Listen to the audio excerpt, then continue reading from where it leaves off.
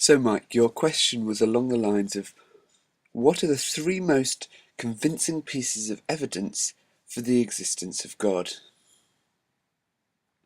So, for my first piece of evidence, we might as well start at the beginning, is about the origin of the universe.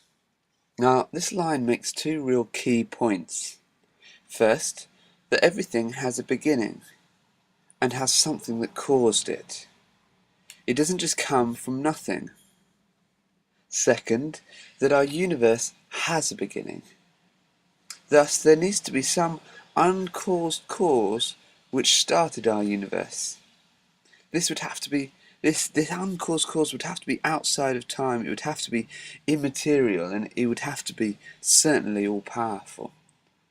Now, I agree, it's still some way to showing it to being the Christian God, but it's certainly describing some of the characteristics we believe. Now, my little understanding about the world, everything I see and experience, particularly in engineering, but also in physics itself, follows this first thought, which is that nothing comes from nothing. Cause and effect is a very real thing. I'm very deterministic with this kind of line of thought. With regards to the second point, I think there's actually quite a lot of discussion about this, but we'll have to save that for another debate. It's not time now. So secondly, my second main point really is we live, we breathe and we speak as if our world possesses objective morality. Yet I don't think that is a reasonable position to stand without a belief in some form of a God. Again, not really deciding which God here, just that there is a God. Now, objective morality is something defined apart from us. It's an all-time constant, whereas subjective morality is that which is defined by us. Now, I can say with real sure confidence, as a theist, that murder is wrong. Now, I can say that as a theist, but how can you say that without a God? Just because one man says it's wrong, who's to say another man is wrong when he says it's right? You see, I'm quite happy to say that our society has evolved and adapted, such that a community which sees murder as okay, it's not going to last very long, is it? Of course. But it doesn't make it right, it just makes it a biological advantage. So I'm happy for a non-theist to argue that morals are just biological advantages, but I'm not happy for them to say they're objectively right.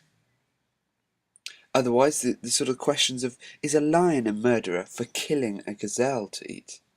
In fact, are we murderers when we eat animals? Why should we have any more right to life than an animal? So finally, my third piece of evidence, it's Jesus, obviously. His impact on the earth is huge, and in this 30 seconds I can't begin to get close to describing all the bits of evidence as to whether he existed, whether he did what he did. But I just want to say, start at the cross, and here's a few questions to get us thinking. Why did his disciples turn from frightened, confused Jews to bold preachers of a resurrected Christ? Why indeed was there an empty tomb? And why were there sightings of Jesus even by his enemies? In any case, I've been reading the book The Case Against Christianity. It's on my reading shelf, and it challenges me and stretches me. And I would encourage others to take up Lee Strobel's book The Case for Christ, as it does the same thing but on the opposite side.